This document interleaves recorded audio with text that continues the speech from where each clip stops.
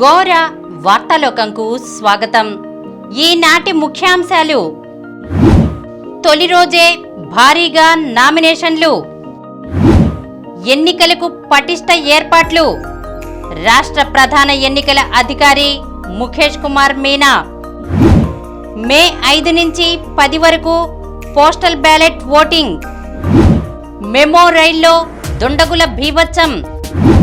Polling at the rate of 102 నేడే. వడగాల్పుల విజృంభణ.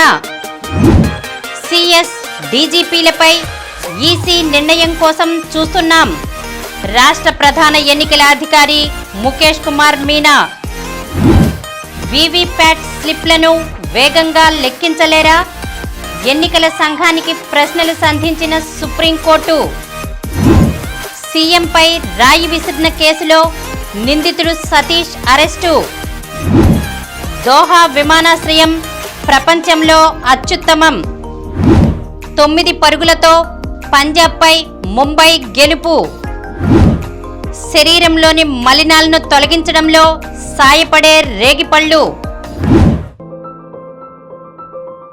Hi friends, నేను డాక్టర్ సమరాన్ని. పోలింగ్ తేదీ మే 13 సోమవారం. ఇప్పుడు కాకపోతే ఎప్పుడు, మనం కాకపోతే ఎవరు? బాధ్యత గల పౌరులుగా ఓటేద్దాం. దృఢమైన ప్రజాస్వామ్యాన్ని నెలకొల్పుదాం. రండి, అందరం ఓటేద్దాం. ఈరోజు వార్తలను చూద్దాం. తొలి రోజే భారీగా నామినేషన్లు. రాష్ట్రంలో లోక్సభ, శాసనసభ ఎన్నికలకు నోటిఫికేషన్ విడుదలైన తొలి రోజే గురువారం భారీ ఎత్తున నామినేషన్లు దాఖలయ్యాయి. తొలి రోజునే అభ్యర్థులు భారీ ర్యాలీలతో వెళ్లి నామినేషన్లు దాఖలు చేశారు. 25 లోక్సభ స్థానాలకు 39 మంది అభ్యర్థులు 43 సెట్ల నామినేషన్లు దాఖలు చేశారు.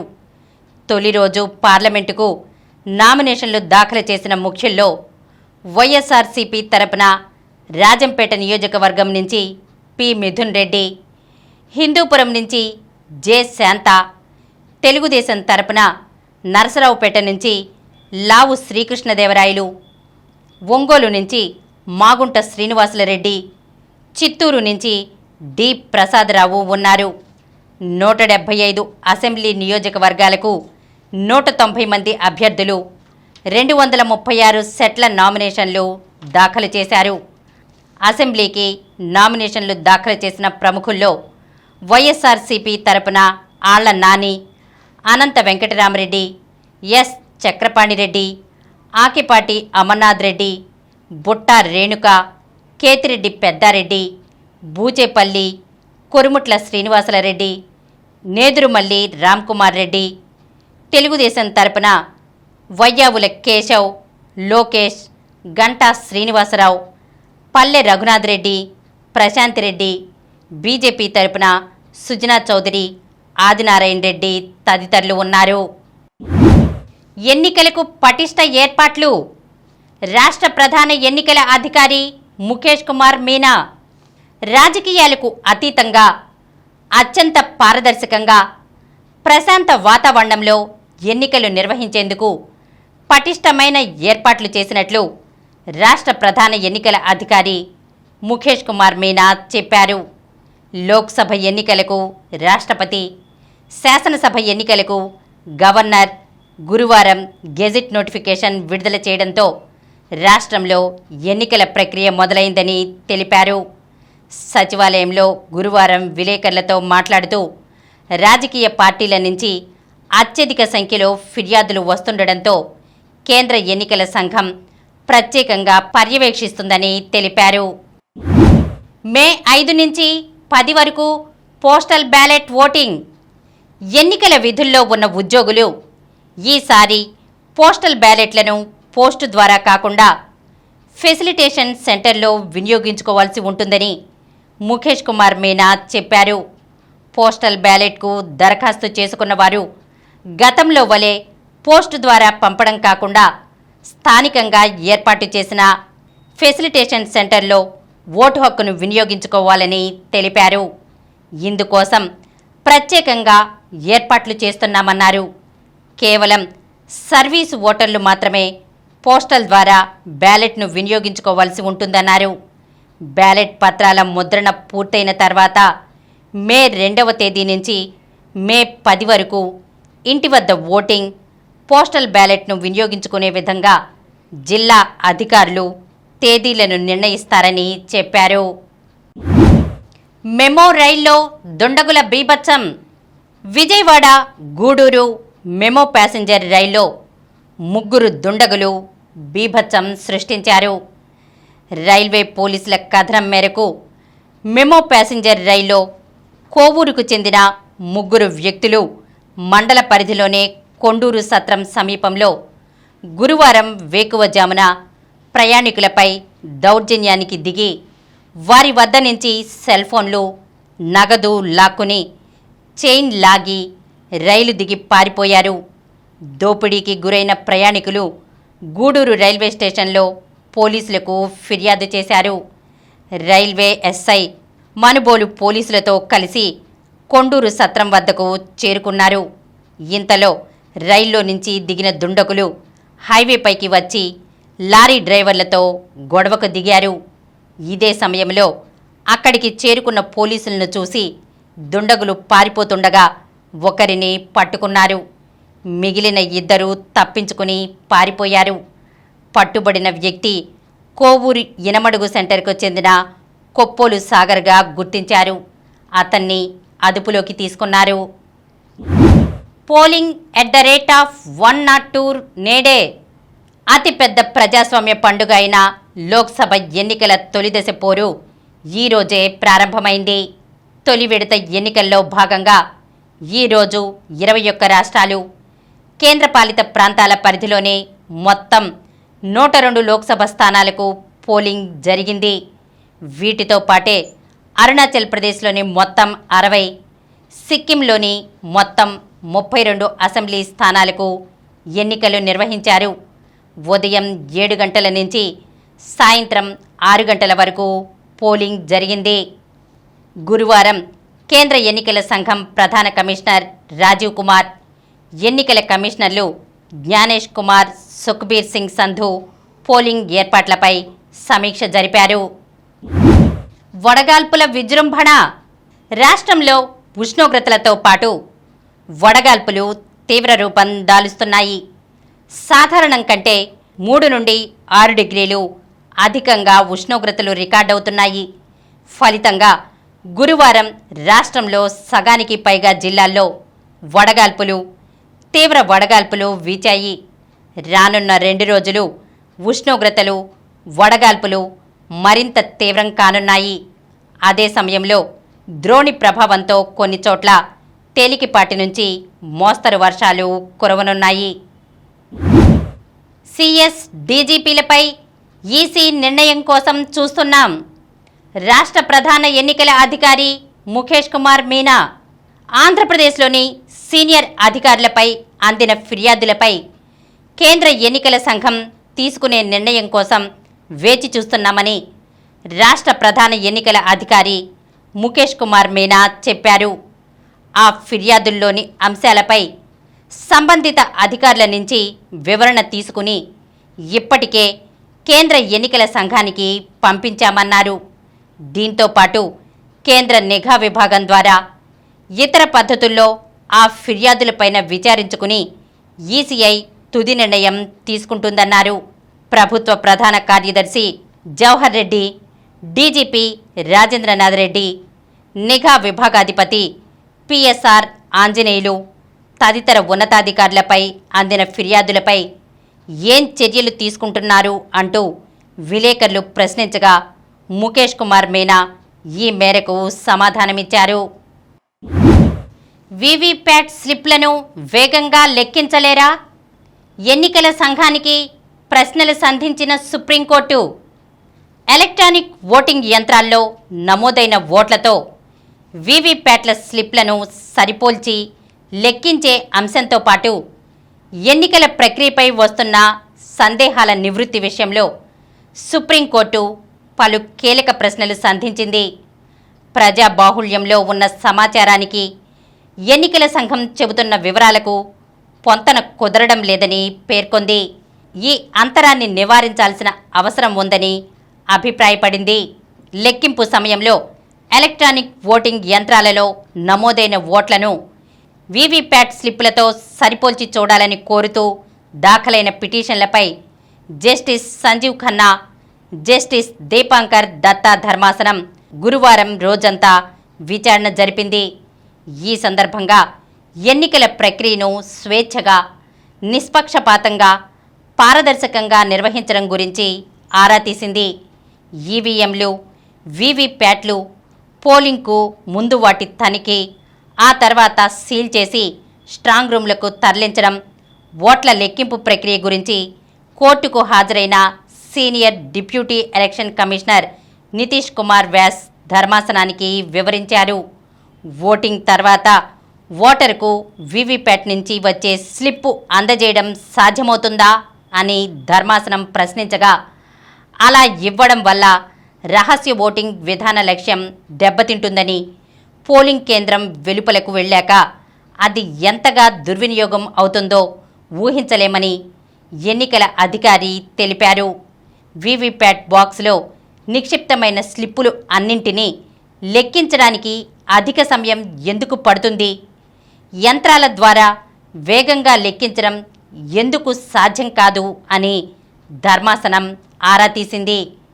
వీవీప్యాట్ల స్లిప్పులు పలుచటి కాగితంతో అంటుకునేలా ఉంటాయి కనుక లెక్కించడానికి అనువుగా ఉండవని ఎన్నికల అధికారి వివరించారు. సీఎంపై రాయి విసిరిన కేసులో నిందితుడు సతీష్ అరెస్టు. విజయవాడలో రోడ్ షో నిర్వహిస్తుండగా సీఎం జగన్పై రాయితో దాడి చేసిన కేసులో ఒక నిందితుడిని పోలీసులు అరెస్ట్ చేశారు. అజిత్ సింగ్ నగర్ వడ్డెర కాలనీకి చెందిన సతీష్ కుమార్ అలియాస్ సత్తిని A1గా చేర్చారు. సుదీర్ఘ విచారణ అనంతరం గురువారం మధ్యాహ్నం నగరంలోని principal junior civil judge cum metropolitan magistrate కోర్టులో న్యాయాధికారి రమణారెడ్డి ఎదుట నిందితుడిని హాజరుపరిచారు. ఈ నెల 13 రాత్రి విజయవాడ శివారు సింగ్ నగర్ డాబాకోట్ల రోడ్డులో మేమంతా సిద్ధం రోడ్ షో సాగుతుండగా రాయి విసిరిన ఘటనలో సీఎం జగన్ నుదిటి మీద గాయమైంది. పక్కనే ఉన్న మాజీ మంత్రి వెలంపల్లి శ్రీనివాస్కు అదే రాయి తగిలి కంటికి స్వల్ప గాయమైంది. ఈ ఘటనపై వెలంపల్లి ఇచ్చిన ఫిర్యాదు మేరకు సింగ్ నగర్ పోలీసులు ఐపీసీ సెక్షన్ 120B, సెక్షన్ 307 కింద కేసు నమోదు చేసిన సంగతి తెలిసిందే. ఈ కేసులో 3 రోజుల క్రితం అదుపులోకి తీసుకున్న సతీషే ముఖ్యమంత్రిపైకి రాయి విసిరినట్లు తేల్చారు. 13వ తేదీ రాత్రి 8:04 రోడ్ షో డాబాకోట్ల రోడ్డులోని వివేకానంద పాఠశాల వద్దకు చేరిన సమయంలో సతీష్ తన జేబులో నుంచి పదునైన కాంక్రీట్ రాయిని తీసి సీఎంను లక్ష్యంగా చేసుకుని విసిరినట్లు రిమాండ్ రిపోర్టులో పోలీసులు పేర్కొన్నారు.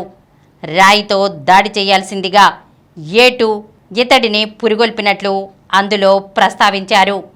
కోర్టులో వాదనల అనంతరం న్యాయాధికారి నిందితుడికి 14 రోజుల రిమాండ్ విధించారు. దోహా విమానాశ్రయం ప్రపంచంలో అత్యుత్తమం.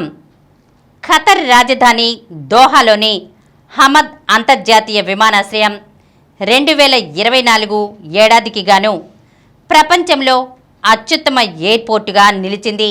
సింగపూర్కు చెందిన చాంగి 2వ స్థానంలో ఉంది. ఈ జాబితాలో తొలి 2 స్థానాలను గత కొన్నేళ్లుగా ఈ 2 విమానాశ్రయాలే పంచుకుంటూ ఉండడం విశేషం. 9 పరుగులతో పంజాబ్పై ముంబై గెలుపు. ముంబై ఇండియన్స్ నిర్దేశించిన పెద్ద లక్ష్యం ముందు 4 వికెట్లకు 14 పరుగుల స్కోరుతో ఆరంభంలోనే మోకరిల్లింది.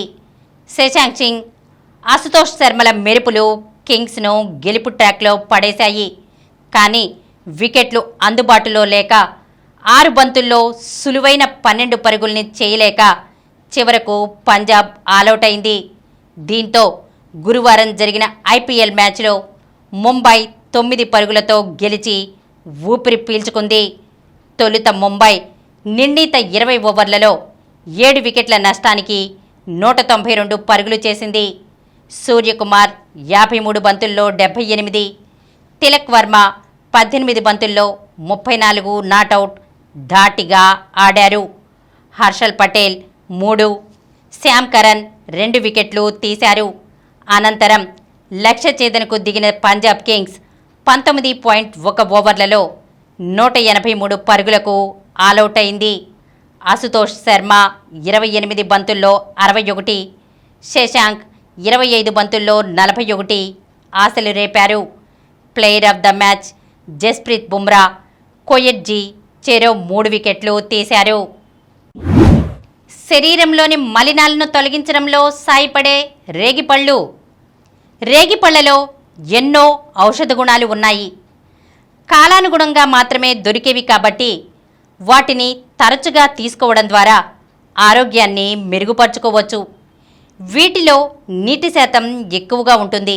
కార్బోహైడ్రేట్స్ 17 గ్రాములు, ఫైబర్ 2 గ్రాములు, సి విటమిన్ 76 మిల్లీగ్రాములు, ఐరన్ 2 గ్రాములు ఉంటాయి.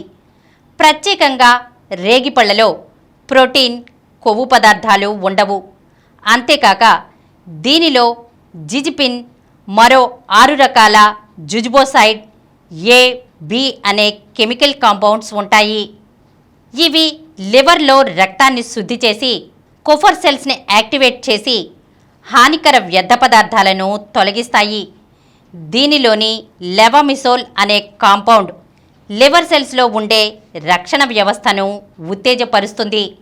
దీనిలోని యాంటీ ఆక్సిడెంట్స్, విటమిన్ సి వలన ఎండిఏ, సూపర్ ఆక్సైడ్ డిస్ట్యూటేజ్ అనే ఎంజైమ్స్ మరింత వృద్ధి అయి శరీరంలోని మలినాలను మరింత వేగవంతంగా తొలగించడానికి తోడ్పడతాయి.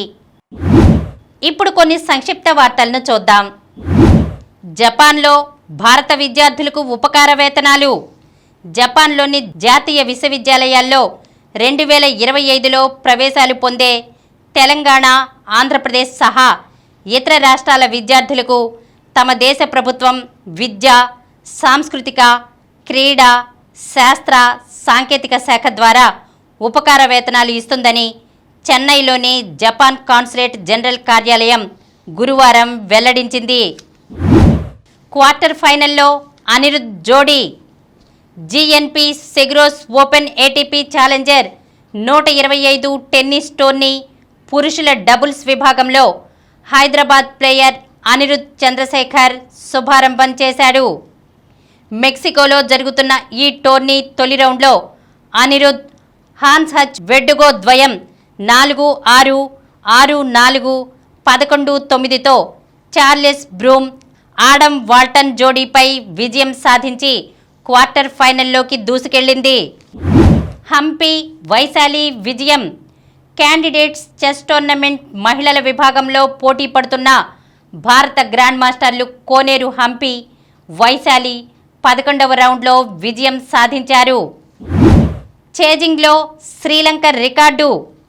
మహిళల వన్డే క్రికెట్లో అత్యధిక పరుగుల లక్ష్యాన్ని ఛేదించిన జట్టుగా శ్రీలంక రికార్డు నెలకొల్పింది. సెమీస్లో యూకీ జోడీ BMW open ATP 250 tennis tourney పురుషుల డబుల్స్ విభాగంలో యూకీ బాంబ్రీ, అల్బానో ఒలివెట్టి జోడీ సెమీఫైనల్లోకి ప్రవేశించింది. మరిన్ని వార్తా విశేషాలతో రేపటి గోరా వార్తాలోకంలో కలుద్దాం.